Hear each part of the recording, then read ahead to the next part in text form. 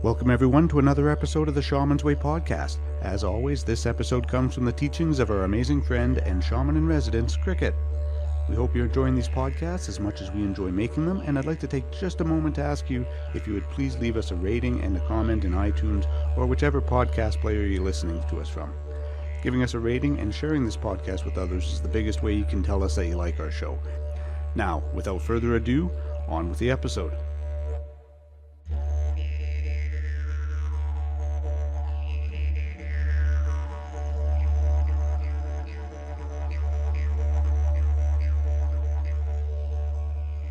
Hello, my constant listener, and welcome back to Shaman's Way.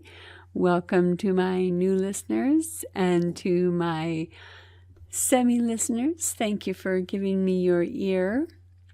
I had put a question on my Facebook page, on Shaman's Way Facebook page, about what would you like to hear a podcast on.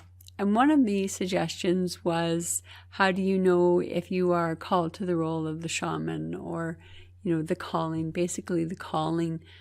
Now, I thought that was a really good question. So I wanted to talk just a little bit about what some of the thoughts are on that. What are some of the differences in types of shamanism, and a little bit of my own experience. There are so many views of what shamanism is that it can be confusing to come to a definitive list of what it is, and most certainly what it is not. And while I am not a student of theosophy, I can almost certainly say that it is not a theosophical practice. Rather, it is an experiential practice. The fundamentals of shamanism can be taught through reading and discussion. The experience of shamanism, however, has to be lived. The intention for this is to provide you with tools for practice. So talking about this today is maybe I can give you some ideas as to whether you're called specifically to be a shaman, or whether you are called to be a healer that uses shamanic techniques. It's my hope that I can demystify some of the techniques as well as some of the process.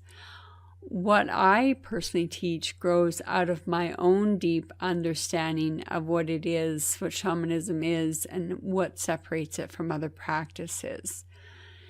As much as it can be interpreted as non-rational, not irrational, but non-rational, we cannot spend all of our time studying shamanism, simply studying the technicalities that surround it. Technicalities do not fit into, not necessarily anyway, fit into an experiential practice. However, some of the techniques do help to deepen the experiential practice, and also help to deepen the experience in and of itself. I think that shamanism and animism were born out of a necessity for us humankind to make sense of the world around us. We were given a role as the intermediary between the land of the spirits, or the unknown, and the land of the living, which is the known. And you've read many times, I've talked about before, that shamans were often considered to be the go-betweens. I think that any type of practice, and the growth of shamanism, the growth of animism, the growth of really any type of spiritual practice, is trying to make sense of the senseless. And we work to develop a cosmogony and a cosmology and a way of living that helped us to explain things to us. We have subsequently lost the language to fully comprehend the first glimpses that humankind had into the unexplainable. However, we are still able to access techniques to travel through the same spirit worlds as our ancestors, and to establish relationships for ourselves between the known and the unknown, the rational and the non-rational. the natural experiences and the supernatural experiences.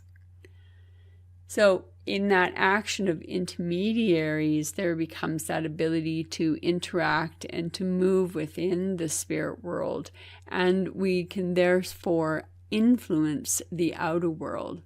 The influence can be seen in experiences such as divination, soul retrieval, extraction healing, or simply understanding a mystical connection with you and what you have been seeking for years. I think it is important to point out that there are, from my perspective, there are different manners and types of practicing shamanism. But if I'm going to do anything, I want to put about context. So we have traditional core and neo-shamanism. Neo-shamanism is the first thing I want to touch on briefly. Neo-shamanism in and of itself is a descriptor term, and we've recently come into this amazing phenomena of creating spiritual practice without, meaning outside of, community, tribe, or village. I think it's born of our spiritual isolation. And what we've done is we've reached into a grab bag of spiritual traditions with our intent is to create a personalized connection to the universe. So our choices in that spiritual grab bag are currently fairly narrow regarding the study of traditional shamanism within the whole context.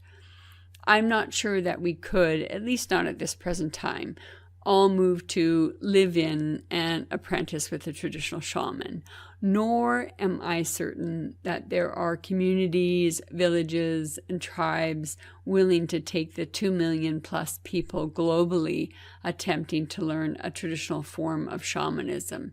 Hence, we've seen the uptick in the type of tourism called ecotourism, spiritual tourism, ethnotourism, the ethnogenic tourism. So there are many types of tourisms that are developed in order to take you on that spiritual practice or take you to that spiritual journey. And there are shamanic tours through Peru, through South America, Central America, etc., etc.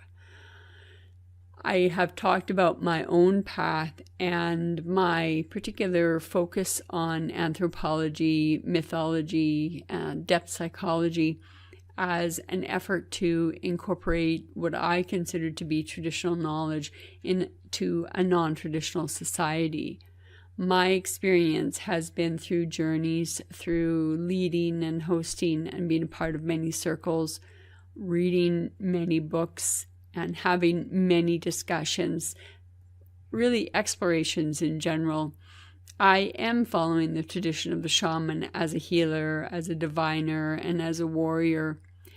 Much like my ancestors, we have used dance, music, fasting, drumming, and chanting as ways of achieving ecstatic trance states, much like my ancestors have.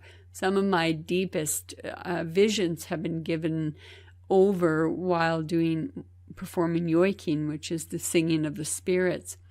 Drumming has given me many. Obviously, I'm journeying when I'm drumming if I have that intention, but also when I'm drumming and I'm leading a circle, it's my job to know where the people in the circle are. So in that use of the relationship between drum and journeying, I have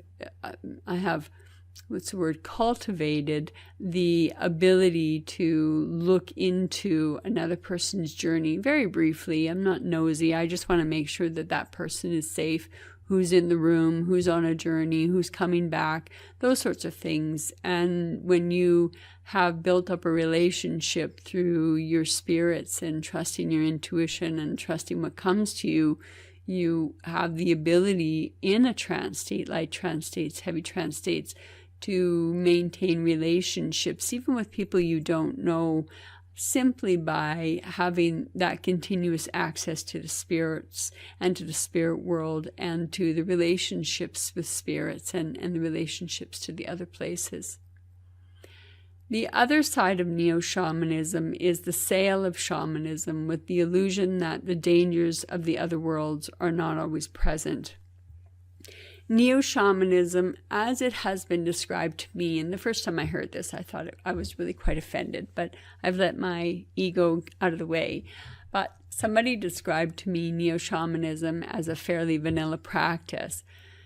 There is oftentimes not necessarily a denial, but certainly an exclusion or a dumbed down version of the shaman's initiatory preparation. And often the preparation, if you read anything from the archaeological or the anthropological, mind you, with considering the overtones of the person who is writing this, we all have to take that into consideration. However, the development of that hardship, the development of that study, the movement of that provides a keen understanding of the spirit world. So there are more initiations. There are initiations that are not always easy. The death ritual is one that I undertook my own self as an initiatory practice. And when I was researching the death ceremonies, depending on where the death ceremony was performed and how many years of preparation there were for the death ceremony, how many apprentices and healers and shamans there were, and how many years were spent moving through the initiatory process, the death ritual could leave the acolytes or the newly formed or the newly initiated, it could lead them to having no recollection of their life that they just left. So they would have to learn to speak again, to walk again, to do all of those sorts of things again. That was not my experience, but that is an example of, understanding that the initiatory process within the shaman's journey can be quite hard. Most neo-shamans that I've chatted with differ from me in that very few have undergone rigorous training, which is not necessarily a bad thing. However, for me, dedication to a deepening of my practice is what is really important to me. It really is what counts. I think that neo-shamanism is a way to feed our need to be safe. And that is the difference between traditional and the current shamanic traditions. There is a real role of fear in shamanism. There is a very strong connection between our darkness and the ability to see someone else's. I want to read to you a quote from the book, The Role of Fear in Traditional and Contemporary Shamanism. Michael York is the author. And this is the quote: "Neo-shamanism, however, fails to be shamanism because it fails to address. For traditional societies, out-of-body shamanic projection has specific purposes. The primary goal is to cure illness, including loss of soul. He or she also functions as a psychopomp who escorts the souls of the dead to the other world. In the shaman's capacity to direct communal ceremonies, along with the propensity to commune with extraterrestrial regions, he or she functions as a kind of psychic safety valve for the host community. The shaman may also practice divination and clairvoyance, and thereby serve to locate lost objects, animals, or people for the benefit of other members of their society, for the social collective as a whole. The most crucial factor for the indigenous shaman, therefore, is their social role. The shaman is a specialist who explores the outer reaches of the mind, the realms of fearsome archetypes. It is the vitally important social duties of the shaman which serve as a psychic explorer's anchor. In other words, it is the shaman's society and their obligations to it which constitute the source of security and support in the specialist explorations." And again, that came from the book, The Role of Fear in Traditional and Contemporary Shamanism. The difference between neo-shamanism and my practice is that the main concentration of neo-shamanic activity is directed towards the self. In this sense, it is in accord with the essential thrust of that new age, or that awakening that is coming from the social perspective. And that really has a big concern with personal transformation and personal healing. And I think that is absolutely fantastic. I think if we cannot find it in our greater community and we are truly seeking it, I think it is really important to cultivate those techniques within yourself. The use of shamanic techniques as a quick fix and human potential tool, however, is complete variance with traditional tribal shamanisms, in which rarely does an individual choose his or her own accord to become a shaman. So you and I, we can move, we can go to different shamanic circles, we can go to different ceremonies, we can do the transformational work for our own selves. But tribal shamans and the ancestors that have taught me, they rarely choose to become the shaman. There are various ways of becoming a shaman within a traditional society. Any search on any search engine, how do I become a shaman, or signs of the shaman, will certainly lead you with many articles on what do you think is that going to be, what is that aspect of shamanism? How do you know this is going to be yours? In my experience, it is really long, and it has been arduous training that leads me to be where I am. And usually, in my experience, I did have a terminal illness. I've talked about that a number of times. I've talked about my experience a number of times. The terminal illness of which was cured.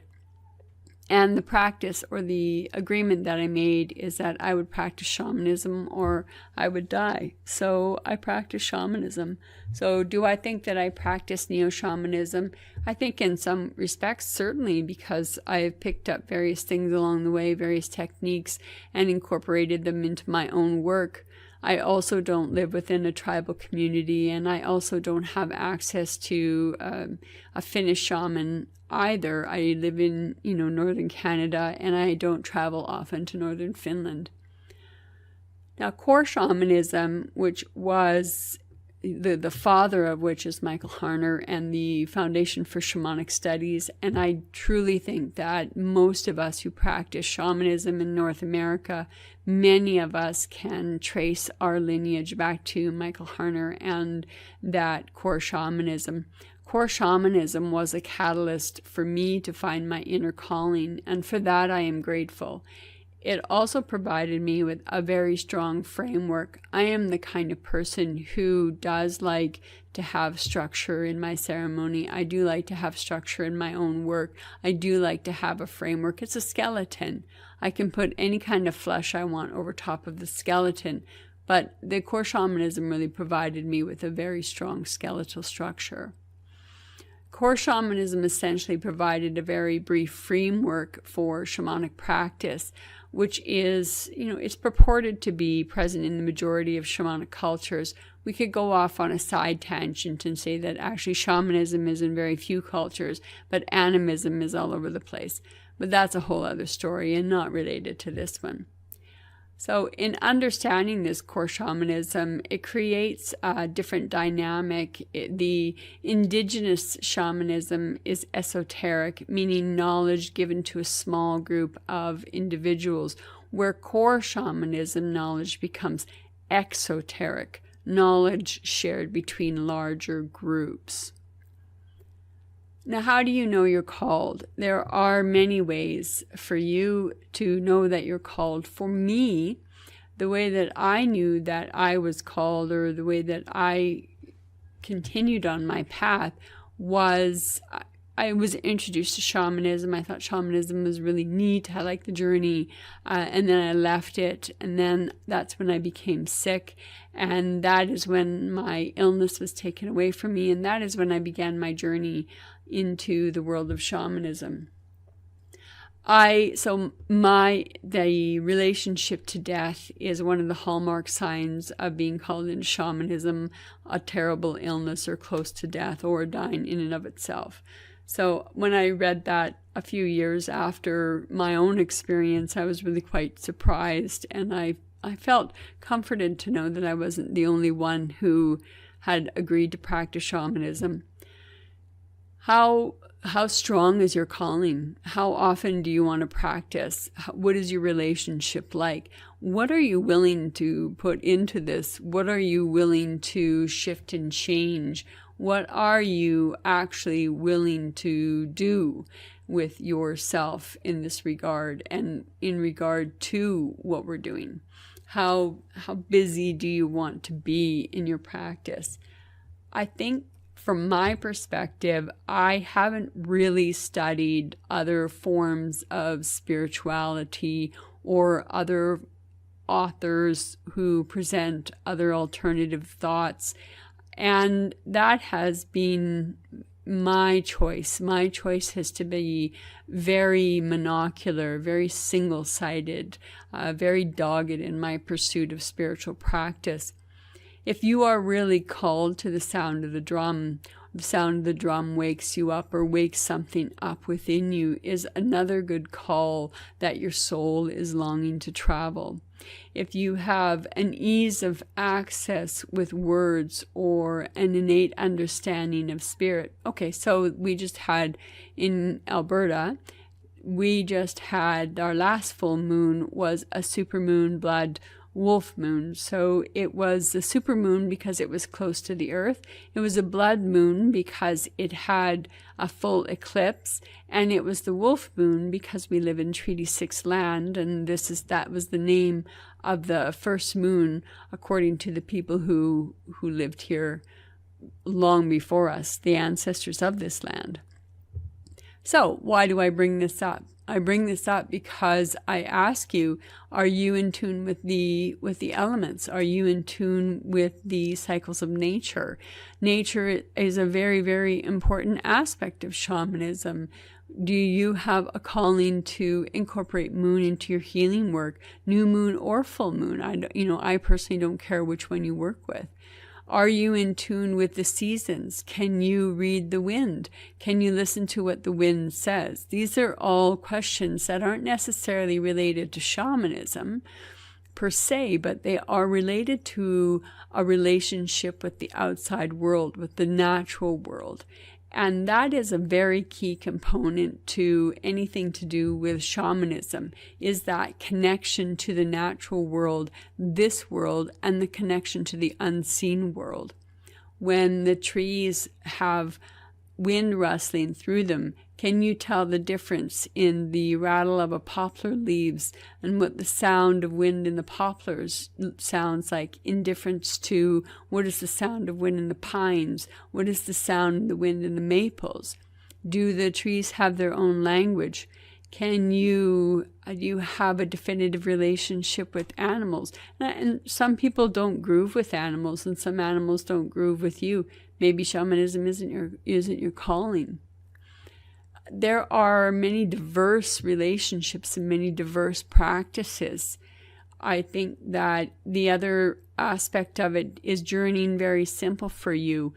If it is very simple for you, there's a really good chance that you have been born with a natural aptitude. If it's not natural for you, but you are doggedly determined to do it, then I would suggest that you are also called to this path.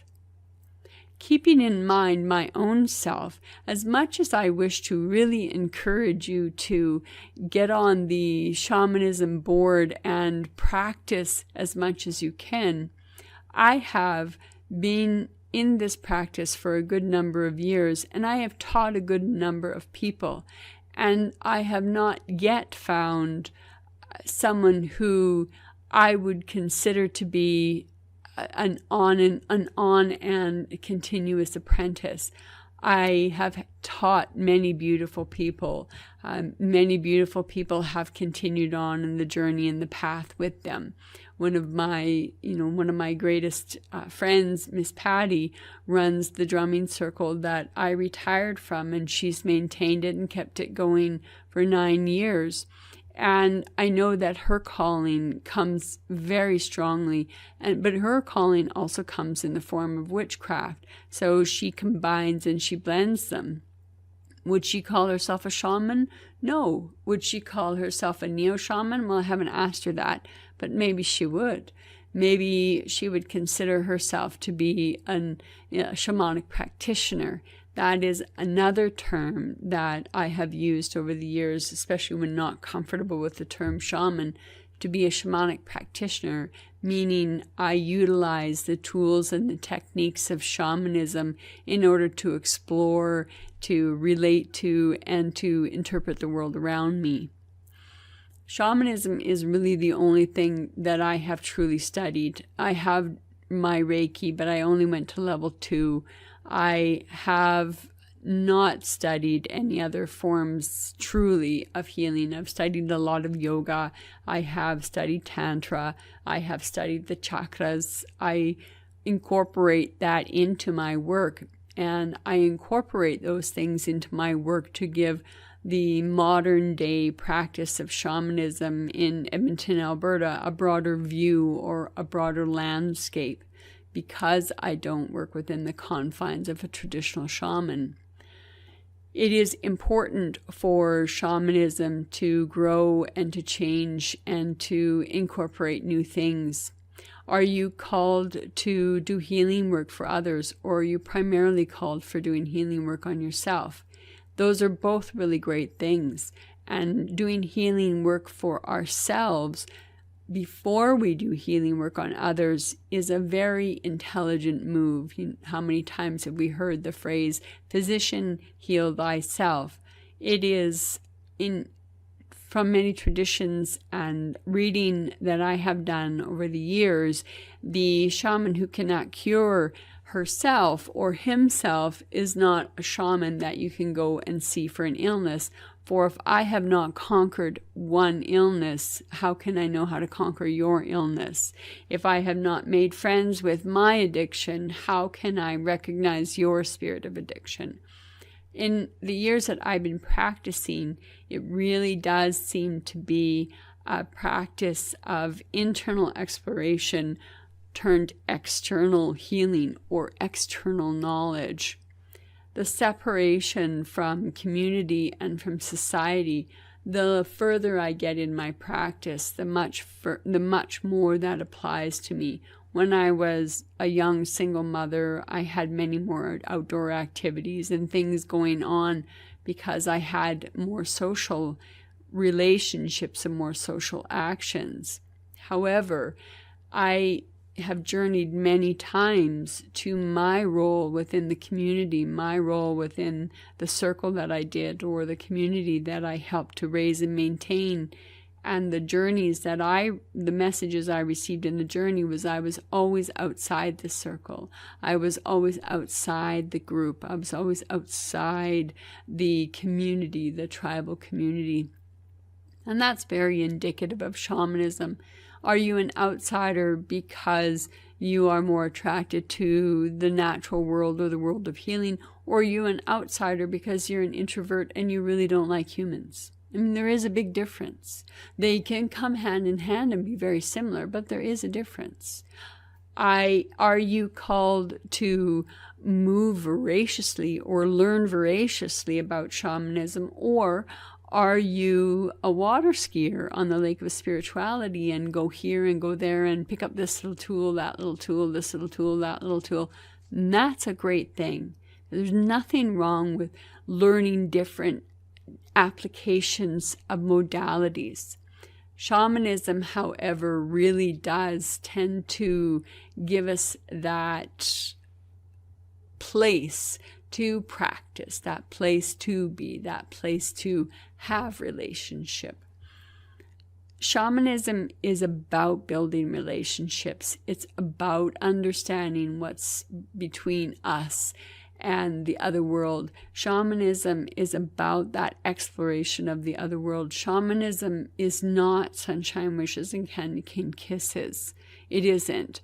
And I don't think any of you, my constant listeners, my new listeners, or even my half-time listeners, I'm sure none of you believe that everything is going to be sunshine wishes and candy cane kisses, because I don't believe that you have experienced that.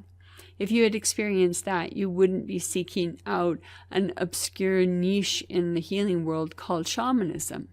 So I know you're already on this path in some form or other. So is the calling for you going to be a lifelong calling, or is it going to be a calling for you until another calling comes? And recognizing that we live in the world of 2019 and onwards, we know that there are more things out there for us to learn and to understand than our ancestors. Keep in mind, many of our ancestors, not that many generations back, never went further than 5 miles from the house. And traditional cultures lived and drank and breathed within the roles that they were defined and confined and given whilst in the community that they lived in.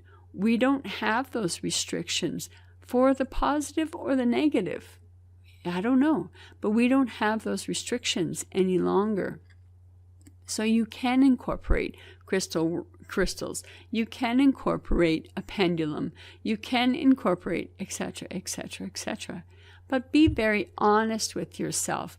Does this feel core and rooted and shamanic? Or does this feel as though it is an add-on that gives depth and benefit? And only you will know that. Is your relationship to the drum cursory, and could you own 15 other drums? Or do you have a drum that is your heart and soul? Is that what calls to you? Do you have many rattles, or a rattle that is your heart and soul? Do you have any ability to be disciplined? Or are you more inclined to do whatever you feel like at the moment because that's what you feel like? In my world, I experience the world through a very disciplined practice. I go into the spirit world in the same way. I have very strict rules of engagement when I'm in the spirit world. Otherwise, I'm in trouble. I've only established the rules I've established because I've been in trouble. There are many times in my earlier years when I wish that I would have had a teacher, but I didn't have a human teacher. And I've been able to experience and to deepen my practice and my understanding by studying with different teachers that you may know: Sandra Ingerman, Leslie Conton, Giselle Ryan Barry, Melodoma Somé, Betsy Bergstrom, some of those lovely and wonderful teachers that I've come across. How do you know you're called? I don't know if I ever knew I was called. I mean, besides the experience when I was told, if you don't practice shamanism, you die. Yay. I think that for me, it became a singular obsession, a singular direction, a singular relationship, a singular path. I've never deviated from that path because it's just not in me to deviate from that path. Do you have a calling? The only way you'll ever know if you truly have a calling is to get out there and be called. If you have a calling to practice, then practice. If you have a calling to journey 2 times a day, journey 2 times a day. Goodness gracious, that's why we have the drumming tracks on here. Do you, where is your level of engagement in shamanism? If your level of engagement is as a passing fancy, then please continue to listen and continue to share with me your thoughts. But know that this isn't your whole reality. This is only a portion of your reality. I don't think one is better than the other. Would I wish this life on anyone? Absolutely not. Would I trade it with anyone? Absolutely not. Are you happy in what you're doing? Are you happy in your practice? Are you happy being who you are? That is a really fundamental question that has to be asked. Is your spiritual practice nourishing you or numbing you? Is your spiritual practice giving you space, or is it taking up and making you anxious? Many things will grow and change as you're on this path. Where I was when I started is not where I am today. My skills and my intuitive abilities, my clairaudient abilities, my clairsentient abilities, they've all substantially increased. My psychic abilities have substantially increased, but it increases through relationship and practice. Are you called to shamanism? Are you called to practice? Are you called to actually do the work? And if you're not called to do the work, be honest with yourself. That's all any spirit will ever ask you. Be honest. Shamanism is not for the faint of heart. It is not an easy path by any stretch of the imagination. There is no place in the spirit world where you can get away with a mask or a lie, unless, of course, you have to wear a mask and tell some lies in order to get past the evil gargoyles that are guarding the land of the dead. But that's a whole other story.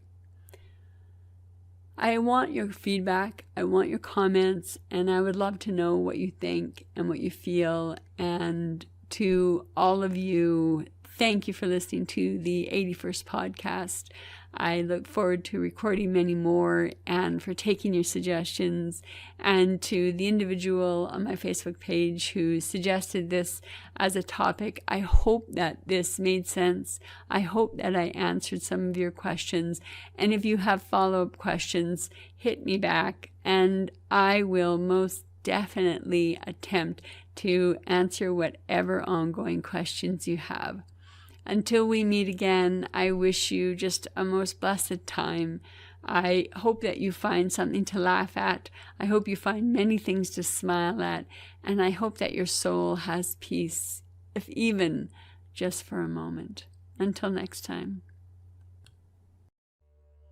Thank you again for joining us here on the Shaman's Way podcast. If you have any questions, would like to make a request for a future episode, or if you're looking for other shamanic resources, including free drumming tracks, please visit us at shamansway.net. Until the next episode, be well, everyone.